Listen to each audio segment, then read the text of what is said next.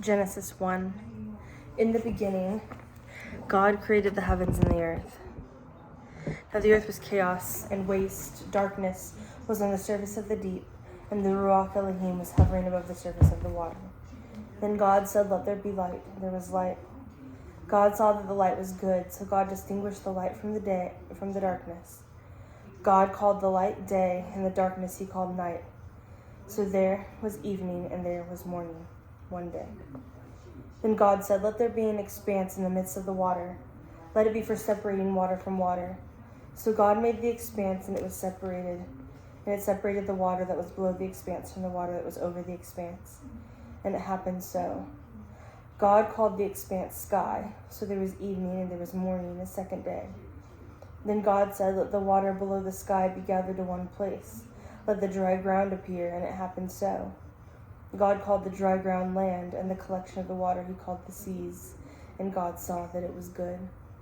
Then God said, "Let the land sprout grass, green plants yielding seed, fruit trees making fruit, each according to its species with the seed in it upon the land." And it happened so. The land brought forth grass, green plants yielding seed, each according to its species, and the trees making fruit with seed in it, each according to its species. And God saw that it was good. So there was evening, and there was morning, a third day. Then God said, "Let lights in the expanse of the sky be for separating the day from night. They will be for signs and for seasons and for days and years. They will be for lights in the expanse of the sky to shine upon the land." And it happened so. Then God made the two great lights, the greater light for the dominion over the day, and the lesser light as well as the stars for dominion over the night. God set them in the expanse of the sky to shine on the land, and to have dominion over the day and over the night, and to separate the light from darkness. And God saw that it was good. So there was evening, and there was morning, a fourth day. Then God said, "Let the waters swarm with swarms of living creatures. Let flying creatures fly above the land across the expanse of the sky." Then God created a large sea creatures with every living creature that crawls, with which the water swarms according to their species, as well as every winged flying creature according to their species. And God saw that it was good. Then God blessed them by saying, "Be fruitful and multiply, and fill the water in the seas. Let the flying creatures multiply on the land." So there was evening, and there was morning, a fifth day. Then God said, "Let the land bring forth living creatures according to their species, livestock, crawling creatures, and wild animals according to their species." And it happened so. God made the wild animals according to their species, the livestock according to their species, and everything that crawls on the ground, each according to its species. And God saw that it was good. Then God said, "Let us make man in our image, after our likeness. Let them rule over the fish of the sea, over the flying creatures of the sky, over the livestock, and over the whole earth, and over every crawling creature that crawls on the land." God created humankind in his image. In the image of God he created him, male and female he created them. God blessed them, and God said to them, "Be fruitful and multiply. Fill the land and conquer it. Rule over the fish of the sea, the flying creatures of the land and of the sky, and over every animal that crawls on the land." Then God said, "I have just given you every green plant yielding seed that is on the surface of the whole land, and every tree which has the fruit of yielding seed. They are to be good for you. And for every wild animal, every flying creature of the sky, and every creature that crawls on the land, which has life, every green plant is to be food." And it happened so. So God saw that everything he had made, and behold, it was very good.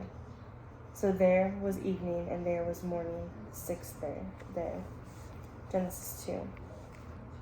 So the heavens and the earth were completed along with their entire array. God completed on the seventh day his work that he made, and he ceased on the seventh day from all his work that he made. Then God blessed the seventh day and sanctified it, for on it he ceased from all his work that God created for the purpose of preparing. These are the genealogical records of the heavens and of the earths when they were created at the time when Adonai Elohim made land and sky. Now no shrub in the field was in the land yet, and no green plants of the field had sprouted yet, for Adonai Elohim had not caused it to rain upon the land, and there was no one to work the ground. But a mist came from the land and watered the whole surface of the ground. Then Adonai Elohim formed man out of the dust from the ground, and he breathed into his nostrils a breath of life. So the man became a living being. Then Adonai Elohim planted a garden in Eden in the east, and there he put the man whom he had formed. Then Adonai Elohim caused to sprout from the ground every tree that was desirable to look at for good and for food. Now the tree of life was in the middle of the garden, and also the tree of the knowledge of good and evil. A river flowed out of Eden to water the garden. From there it was divided and became 4 river heads. The name of the first is Pishon, the one that winds around the whole land of Havilah, where there is gold. The gold of that land is good. Bdellium and lapis lazuli stones are also there. The name of the second river is Gihon. It winds around the whole land of Cush. The name of the third river is Tigris. It runs east of Assyria. And the fourth river is Euphrates. Then Adonai Elohim took the man and gave him rest in the Garden of Eden in order to cultivate and watch over it. Elohim commanded the man, saying, "From all the trees of the garden you are most welcome to eat. But the tree of the knowledge of good and evil you must not eat. For when you eat from it, you most assuredly will die." Then Adonai Elohim said, "It is not good for the man to be alone. Let me make a well-matched helper for him." Adonai Elohim had formed from the ground every animal of the field and every flying creature of the sky. So he brought them to the man to see what he would call them. Whatever the man called them, each living creature, that was its name. So the man gave names to all the livestock, and to the flying creatures of the sky, and to all the animals of the field. But for the man he did not find a well-matched helper for him. Adonai Elohim caused a deep sleep to fall on the man, and he slept. And he took one of his ribs and closed up the flesh in its place. And Adonai Elohim built the rib which he had taken from the man into a woman. Then he brought her to the man. And then the man said, "This one at last is bone of my bones and flesh from my flesh. This one is called woman, for from man was taken this one." This is why man leaves a father and his mother and clings to his wife, and they become one flesh. Now both of them were naked, the man and his wife, and they were not ashamed. Genesis 3. But the serpent was shrewder than any animal of the field that Adonai Elohim made.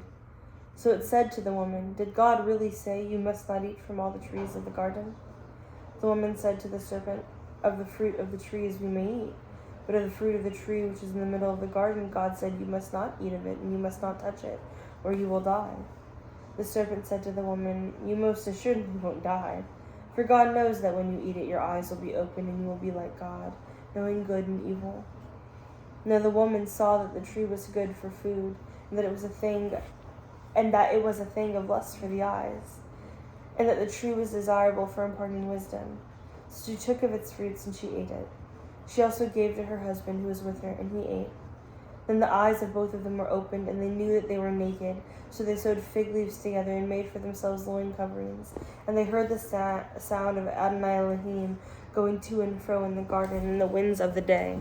So the man and his wife hid themselves from the presence of Adonai Elohim in the midst of the tree of the garden.